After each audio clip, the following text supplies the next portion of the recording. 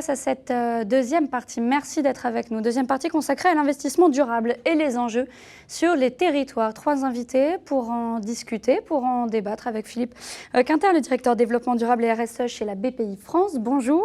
Erol Cohen, avocat du cabinet Leplay et puis associé praticien à Mines ParisTech, spécialiste du droit des sociétés à mission. On en parlera avec vous justement de ces fameuses sociétés à mission dans un instant.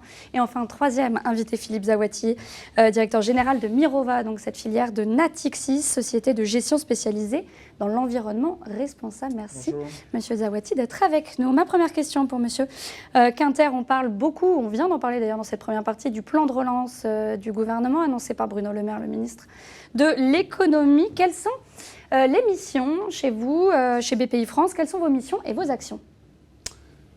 Alors c'est vaste, hein, votre question elle est extrêmement vaste puisque BPI France, déjà dès le début de la crise sanitaire, a été sur le pont totalement, hein, puisque nous avions 5 à 6 000 appels par jour d'entrepreneurs, tous les jours, quand ça a démarré, qui demandaient effectivement d'être aidés, d'être conseillés, etc. Sur l'ensemble du territoire, c'est-à-dire toutes les entreprises françaises, puisque vous savez que la mission de BPI France, hein, c'est d'accompagner les entreprises françaises en financement, en investissement, hein, et aussi à l'international, en accompagnement. Et donc la mission, c'est bien sûr d'accompagner des entreprises, de s'intégrer bien sûr dans le plan de relance gouvernemental, parce que là-dessus, effectivement, il y a tout un ensemble de dispositifs qui ont été mis en œuvre extrêmement concrets, sur l'automobile, sur l'aéronautique, etc., sur tout un ensemble de secteurs fragilisés. Et puis d'accompagner également avec tout un ensemble de mesures. Vous savez que l'accompagnement chez nous était une donnée cardinale, aussi importante que l'investissement et le financement. On l'a placé sur un pied d'égalité dès l'origine pour justement, en fait, notre métier entre guillemets de fournisseur d'argent ne se limite pas à ça. Il y a tout un dispositif d'accompagnement pour aider les entreprises, les conseiller, les porter dans la durée. Pour nous, c'est aussi extrêmement important. Donc sur des choses extrêmement concrètes, sur des diagnostics, sur des accélérateurs, en région d'ailleurs. On a tout un ensemble de dispositifs d'accélérateurs à l'appui des régions et des outils d'accompagnement qui permettent aux entreprises finalement d'avoir une meilleure résilience. En tout cas, on fait tout pour. C'est jamais gagné, hein, c'est jamais garanti, mais l'association d'un suivi extrêmement rigoureux sur le plan financier, plus un accompagnement extra-financier, je dirais qu'on multiplie un petit peu les possibilités pour qu'une entreprise sorte de l'eau, quoi. Et la tête au-dessus de l'eau en ce moment, c'est quand même compliqué. Et parmi ces entreprises que vous citez, certaines sont tournées déjà ou vont se tourner vers les énergies vertes, vers les énergies renouvelables. Quel est l'intérêt, Philippe Zawati, de se tourner vers ce type d'industrie d'énergie verte, renouvelable, d'investir dans le green? Ça va bien au-delà des énergies renouvelables. C'est tout ce qui tourne autour de la transformation de nos économies vers un monde décarboné. Et ça couvre un champ extrêmement vaste en fait, de secteurs. Donc évidemment le secteur de l'énergie avec les énergies renouvelables, mais aussi la mobilité propre par exemple, toutes les innovations dans le domaine de la mobilité électrique, de l'hydrogène. On a beaucoup parlé d'hydrogène et du plan hydrogène au niveau européen ou au niveau français. Mais il y a aussi des innovations dans l'agriculture, dans l'agroécologie, dans l'économie circulaire, dans les nouveaux modes de distribution et de consommation. Donc on a un vaste champ d'investissement aujourd'hui possible qui offre des opportunités. Et donc on n'a plus aujourd'hui cette distinction, cette problématique de se dire si j'investis vert ou durable, je vais investir de façon moins performante ou avec moins de rentabilité. Cette problématique-là a complètement disparu parce qu'on est dans un moment de transformation extrêmement fort. Et tout l'ensemble de notre pays, l'ensemble des territoires sont vraiment concernés par cette problématique. Bien sûr, parce que ça couvre, encore une fois, parce que ça couvre effectivement un champ très large, et aussi parce que une bonne partie de ces nouveaux sujets sont des sujets très locaux. Sur l'énergie, évidemment, on va vers une relocalisation de l'énergie et une dissémination de l'énergie sur l'ensemble du territoire. Avec la mobilité, on est sur des sujets qui sont très, très proches du terrain, qui sont des sujets territoriaux. Quand on parle d'économie circulaire ou de nouveaux modes de distribution en circuit court, on parle effectivement de sujets extrêmement territoriaux. Et évidemment, à cela s'ajoute la grande tendance à la relocalisation qui viendra peut-être couronner cette crise.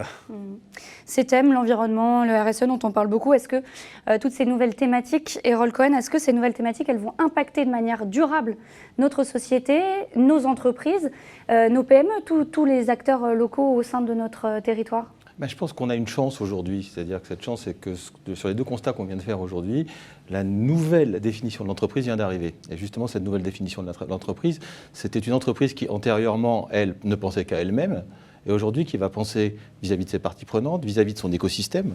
C'est là où on va retrouver effectivement cette force et la pérennité des engagements qu'elle pourrait prendre, notamment vis-à-vis de ses parties prenantes que pourrait être le territoire.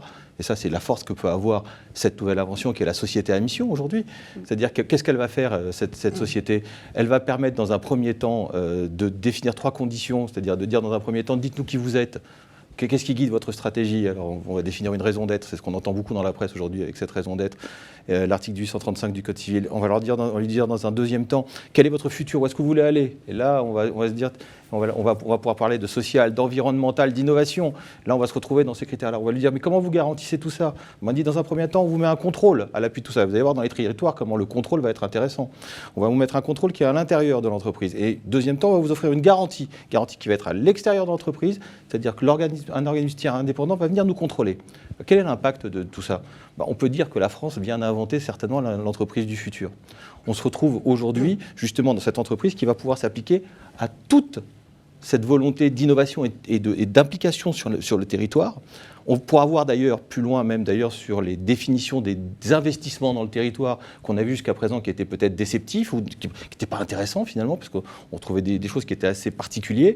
On se rend compte que la société à mission, elle va pouvoir permettre soit d'alerter, de contrôler, soit à la fin même de garantir, ce qui veut dire que plus personne ne pourra nous dire je fais une promesse et je ne la tiens pas. C'est-à-dire je viens dans un territoire, je demande des aides et je ne tiens pas à ces aides-là. Philippe Quinter, vous êtes d'accord avec ça ? La France a inventé un nouveau type d'entreprise ? Je ne sais pas si on a inventé un nouveau type d'entreprise. En revanche, ce que je sais, c'est qu'on est en plein milieu du gué, des transitions. Comme l'expliquait Philippe, aujourd'hui, on sait très bien qu'on ne peut pas reculer. Et on ne connaît encore pas tout à fait la rive que l'on a en face. Et donc les entreprises doivent faire face à tout un ensemble d'enjeux, mais qui sont colossaux. Le sujet de la transition écologique et énergétique, donc tout ce qui est autour de la lutte contre le réchauffement climatique, qui n'est pas facile pour les entreprises. Pour une TPE, pour une PME, ce n'est pas natif. Comment j'intègre ce sujet dans mon business ? Comment j'oriente mon activité par rapport au plan de route, au 1,5 degré, la trajectoire 2030-2050 ? Tout ça, ça peut paraître abscon. Je pense qu'on a un rôle, mais énorme. Oui, on dessine les contours de la nouvelle entreprise. C'est ce qui est en train d'être fait. On ne sait pas quels sont, on ne sait pas quel format, mais en tout état de cause, on voit à peu près l'orientation. Et tout l'enjeu pour nous, et là je parle effectivement pour BPI France, mais pas que, c'est je dirais la communauté financière, c'est de la pédagogie, c'est d'accompagner les entreprises pour justement qu'elles intègrent au cœur de leur business, c'est-à-dire dans leur modèle d'affaires, mais opérationnel de tous les jours, mais dans leur stratégie aussi, parce qu'il faut que ce soit porté. Là, quand on parle de société à mission et de raison d'être, on est quand même sur la colonne vertébrale de l'entreprise et de la projection de l'entreprise et la façon dont elle va être perçue à la fois par les marchés, par ses clients et par ses salariés aussi. Ça, il y a un enjeu colossal. Donc là, je crois qu'on est vraiment à un carrefour extrêmement intéressant, qui est à haut risque. Donc il faut vraiment qu'on mette toutes nos forces. Je dirais, on parlait de l'accompagnement, moi c'est un sujet que je développe beaucoup parce qu'on sait très bien qu'il y a un enjeu, on a sorti des études là-dessus.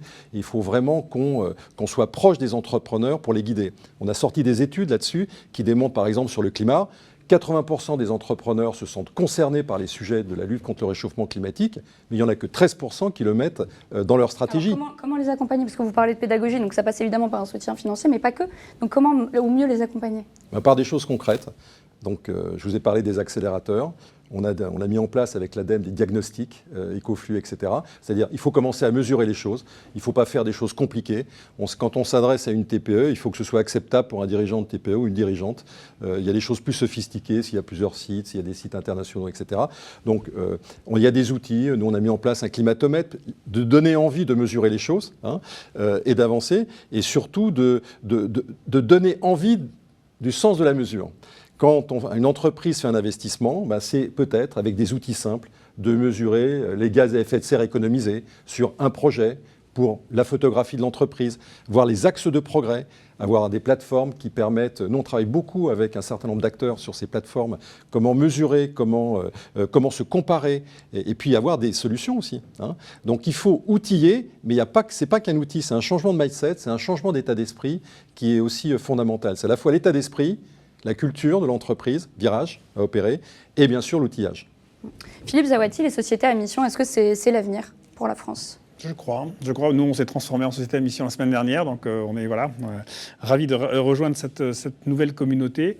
Je crois que c'est l'avenir parce que c'est un peu la continuité de ce que la finance durable développe depuis maintenant une dizaine d'années. Hein. Finalement, quel est le message qu'on a fait passer depuis le démarrage de ce mouvement de finance durable ? C'est que les entreprises ne sont pas des unités complètement isolées qui peuvent ne se regarder que le nombril et que leurs profits, et que les entreprises font partie d'un écosystème, c'est-à-dire qu'elles sont extrêmement dépendantes en réalité. Elles ont elles-mêmes un impact, mais elles sont aussi dépendantes du monde qui les entoure. Et la crise, évidemment, sanitaire offre un peu, malheureusement, mais un exemple éclatant de ça, c'est qu'une entreprise sans santé publique, ça n'existe pas. Il n'y a pas de business sans santé publique. Et donc, l'entreprise doit prendre en compte de plus en plus ses parties prenantes, c'est-à-dire ses actionnaires, bien sûr, mais ses salariés, ses fournisseurs, le monde qui l'entoure, l'environnement, les communautés, les territoires qui sont autour d'elle. Et donc ça, je crois que la société à mission l'a bien décrit, l'a bien mis en œuvre. Bon, on va voir maintenant, il faut que les choses vivent et se mettent en application. Mais en tout cas, clairement, la France a pris un cran d'avance sur ce sujet. Errol Cohen, vous qui êtes spécialiste, est-ce qu'on est vraiment parti pour sur ces 10, 20, 30 prochaines années, établir ce business model, ce rôle modèle de société à mission comme définitif chez nous, en France ? Alors, pour imaginer si on peut être sur 20 ou 30 années déjà, il faudrait déjà pouvoir normer aujourd'hui ce qu'on va faire avec elle dans 20 ou 30 années. C'est aujourd'hui qu'il faut le faire, aujourd'hui. Et aujourd'hui, qu'est-ce qu'on voit dans la société à mission ? C'est ce que vient de dire Philippe Zawati, mais on va comprendre. C'est-à-dire qu'on va mélanger un intérêt privé avec un intérêt public, en fait. Voilà. Alors là, c'était une des premières fois. Mais pour faire quoi ? Pour innover. C'est pas ça. Oui, c'est bien les problèmes contemporains. On va régler les problèmes contemporains, mais par l'innovation. Et pourquoi on met en place tout ceci ? Parce que les entreprises aujourd'hui, elles sont attaquées de l'intérieur comme de l'extérieur. De l'intérieur, on imagine bien tous les problèmes d'embauche des salariés sur les générations Y et Z, sur et depuis longtemps. On les invite à Rome pour les auditer, on les invite à Rome pour un week-end à Rome. On ne les a même pas encore embauchés dans l'entreprise. Vous voyez un peu la difficulté. On a 10 000 startups. 10 000 startups, est-ce que vous pensez que c'est quoi ? C'est le développement naturel de l'innovation ou c'est plutôt des gens qui ne veulent pas aller dans l'entreprise ? Vous voyez, on se retrouve exactement dans ces images-là. Donc il faut pouvoir donner à ces gens-là l'envie de revenir dans l'entreprise. Et ces personnes, quand elles vont revenir dans l'entreprise, et non pas des moindres notamment, il faut donner aussi une boîte à outils aux dirigeants. Parce que aujourd'hui, le dirigeant, il est complètement isolé. Comme l'a dit Philippe, il se retrouve aujourd'hui dans des situations où on lui dit qu'il faut respecter la norme, cette norme-ci, cette norme-ci, cette norme-là. C'est très simple ce qu'on va lui donner. C'est qu'on va lui dire, antérieurement, vous aviez votre RSE, elle était extra-patrimoniale, on va la mettre dans le business plan de l'entreprise. C'est le problème de tout le monde. C'est fini. La société à mission, c'est le pouvoir mettre ce problème pour tout le monde. Philippe Zawati, vous vouliez réagir ? Oui, donc je pense qu'il faut effectivement redonner aux gens de venir dans l'entreprise, il faut leur redonner envie. Peut-être on pourrait aussi commencer par leur montrer un monde qui leur ressemble. Par exemple, un monde paritaire avec autant d'hommes que de femmes, ce qui n'est pas le cas dans notre panel aujourd'hui. Il y a ce genre de choses-là aussi qui me paraît important et qui, quand on dit entreprise à mission et intérêt général, je crois que ça fait partie aussi des éléments qu'il faut prendre en compte.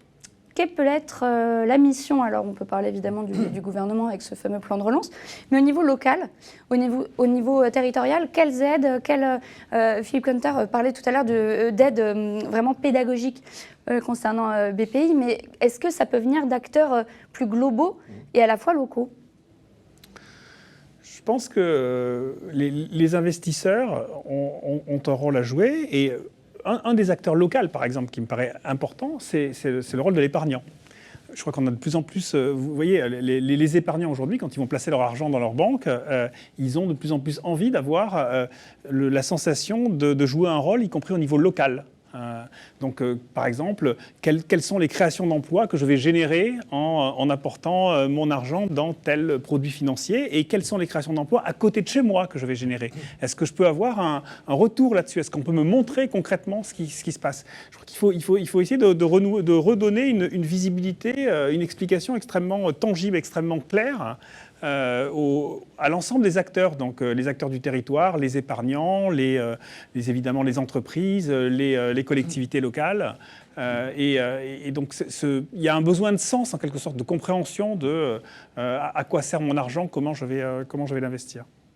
On a parlé tous ensemble, tous les quatre, d'innovation, d'entreprise et du rôle des territoires, Philippe Quinter. Est-ce que c'est ces trois pôles dont on a besoin pour sortir de cette crise économique, alors si ce n'est l'année prochaine, mais en tout cas dans les 5 prochaines années. Je vais prendre la balle au bond de Philippe, parce que bien sûr que nous, on est totalement alignés avec ce que dit Philippe, et d'ailleurs on l'a fait, c'est qu'on a donné aux particuliers, aux hommes et aux femmes de France, des morceaux d'entreprise de notre tissu économique. C'est-à-dire que, vous savez que nous, on ne s'occupe que des entreprises, mais on a fait en sorte que, les particuliers puissent accéder aux entreprises en investissant dans les entreprises. Donc il y a un lien de reconnexion entre, les citoyens et l'entreprise. Et puis le deuxième sujet qui me semble vraiment aussi central, c'est le sens. Faire revenir les gens dans les entreprises, c'est bien, mais faire en sorte aussi que les hommes et les femmes qui sont déjà dans les entreprises aient un niveau d'engagement maximal et se sentent bien dans leur entreprise, c'est un vrai défi.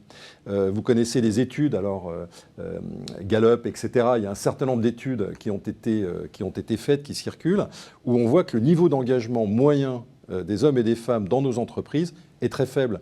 On est à la queue du peloton en France par rapport à l'Europe de l'Ouest. Et ça, c'est pas possible, parce qu'on a des fleurons, on a des tas d'entreprises exceptionnelles. Alors, on peut, encore une fois, les chiffres, on peut les critiquer, etc. Mais on voit très bien qu'il y a un enjeu, et la société à mission, la raison d'être, c'est aussi connecté. C'est aussi redonner du sens. Alors, je vais paraphraser un de mes amis directeur de la RSE qui dit « redonner du sens dans l'entreprise ». La RSE, oui, c'est vrai, mais c'est faire en sorte de créer les conditions d'en faire un projet d'entreprise. Par exemple, la raison d'être, l'objectif, c'est pas simplement qu'un COMEX ou un CODIR sur un coin de table écrive la phrase qui va bien. C'est pas ça le sujet. Le sujet, c'est qu'il y ait une espèce de projet d'entreprise et que les hommes et les femmes des entreprises se sentent concernés, soient porteurs des valeurs de l'entreprise. C'est la reconnexion. Ça me semble très important.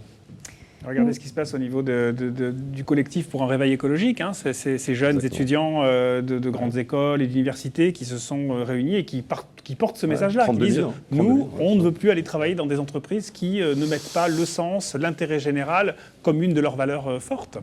Et donc aujourd'hui, vous allez avoir de plus en plus de difficultés pour les entreprises qui n'ont pas compris ça, vont avoir de plus en plus de difficultés à recruter demain. Ça, c'est une évidence.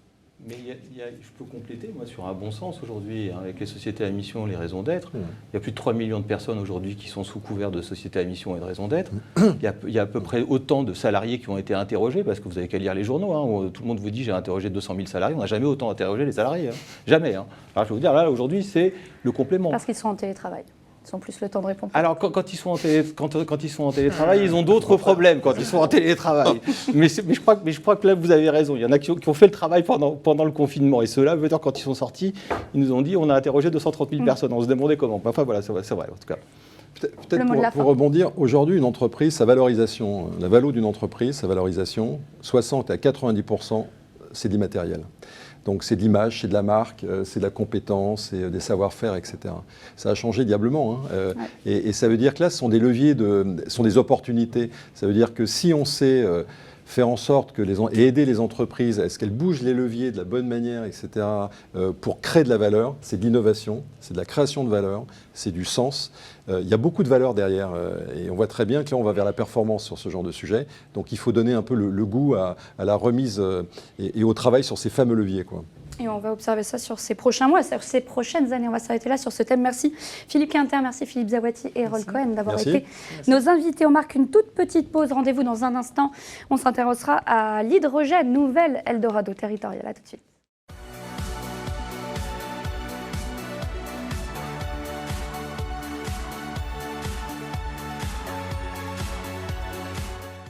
accélérateur, c'est un peu une école de dirigeants. On y va, on fait un diagnostic et on appuie fort sur la pédale et on avance. En fait, je pense que c'est un peu le propre du programme, c'est que finalement, c'est de nous pousser dans nos retranchements. Quand on arrive pendant 2 ans à faire venir des chefs d'entreprise, de PME, toujours débordés régulièrement, c'est que le programme est bon. Il y a 3 piliers, la formation, l'accompagnement au travers de missions de conseil. Et le 3e pilier, c'est le réseau. Avec des consultants de très très grande qualité. Et cette formation sur des thématiques comme le business plan disruptif, la négociation de contrats. Super occasion de partager avec d'autres dirigeants de PME et de vivre une belle aventure humaine. Donc le fait d'être réunis tous ensemble, ça nous galvanise pour aller de l'avant. C'est autant d'expériences, c'est 50 expériences, c'est 50 copains. Il y a une collaboration et plus que ça, une volonté de travailler ensemble. On a, pendant la crise du Covid, énormément échangé. On se partageait nos expériences, la façon dont on voyait les choses. Nous vivons aujourd'hui une aventure à 3 où nous bénéficions de 2 accélérés déjà implantés sur le territoire des États-Unis. Il faut réinventer son produit, le faire bouger, le faire évoluer, remettre les équipes en mouvement, les faire sortir des zones de confort et proposer à nos clients, à nos utilisateurs des produits nouveaux. On a franchi le cap des 250 collaborateurs et que nous sommes donc passés une ETI aujourd'hui. Et au final, avec le Covid notamment, avec toutes les hauts et les bas à l'international que j'ai pu vivre, c'est vrai que ça m'a permis de transformer la société, de la réorganiser. Oh, c'est génial. Il n'y a que du positif. Donc il faut foncer. Ça fait un bien fou. Ah oui, c'est très riche. Il faut absolument venir, ça c'est sûr.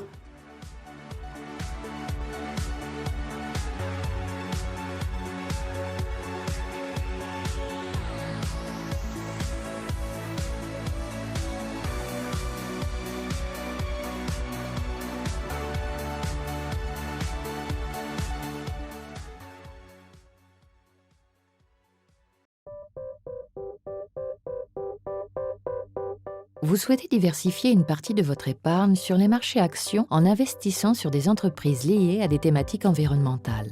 La Caisse d'épargne vous propose Mirova Europe Environnement. Avec Mirova Europe Environnement, recherchez la performance à long terme à travers une sélection d'entreprises européennes liées à des thématiques jugées porteuses. Le monde et l'économie d'aujourd'hui sont façonnés par des enjeux de long terme. Premièrement, la raréfaction de l'eau. La quantité d'eau douce a diminué de 37% depuis 1970. On estime que la demande d'eau devrait augmenter de 55% d'ici à 2050. Face à la pénurie d'eau, les sociétés de traitement de l'eau, d'irrigation ou d'analyse entre autres bénéficient de perspectives de développement favorables. Deuxièmement, le déséquilibre entre l'offre et la demande de ressources agricoles, provoqué notamment par la croissance démographique. D'ici 2050, la population mondiale devrait augmenter de 34%. La production agricole devra ainsi augmenter pour satisfaire ses besoins croissants et l'amélioration du niveau de vie. Or, les opportunités d'expansion des terres arables sont limitées. Les entreprises présentes sur la chaîne de valeur des ressources agricoles, de leur production au stockage, bénéficieront de ce potentiel de croissance. Enfin, on estime à 40% le besoin en énergie supplémentaire d'ici 2030, avec en parallèle des risques de hausse des coûts énergétiques. Les entreprises de plusieurs secteurs de l'énergie, dont l'isolation, les énergies alternatives ou l'éclairage, bénéficient en conséquence d'un fort potentiel de développement. En investissant dans Mirova Europe Environnement, vous accédez à des entreprises qui exercent tout ou partie de leur activité dans des secteurs dynamisés par ces tendances durables. Ces entreprises bénéficient d'avantages compétitifs liés à leurs expertises spécifiques. Ce sont aussi bien des petites et moyennes sociétés nationales spécialisées que des grands leaders mondiaux dans leur domaine. Par ailleurs, les entreprises auxquelles vous accédez à travers le fonds Mirova Europe Environnement sont jugées comme respectant les meilleures pratiques en termes d'investissement socialement responsable. Ces entreprises ont à cœur d'anticiper et de maîtriser leurs impacts environnementaux. Elles sont exigeantes dans leur comportement en matière sociale et sociétale et veillent à la qualité de leur gouvernance. Intégrer ces critères de sélection peut représenter une source de valeur ajoutée à long terme. Avec Mirova Europe Environnement, vous optez pour une solution d'épargne pour tirer parti d'enjeux environnementaux, une sélection d'actions européennes liées à des thématiques jugées porteuses, un investissement socialement responsable couplé à une recherche de performance à long terme.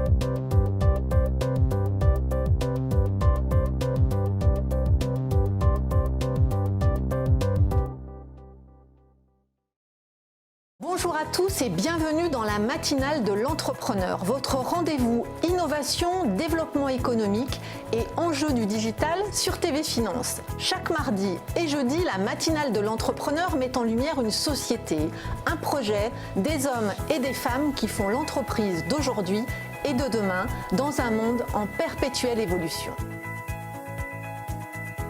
Pour y participer, contactez-nous sur tvfinance.fr.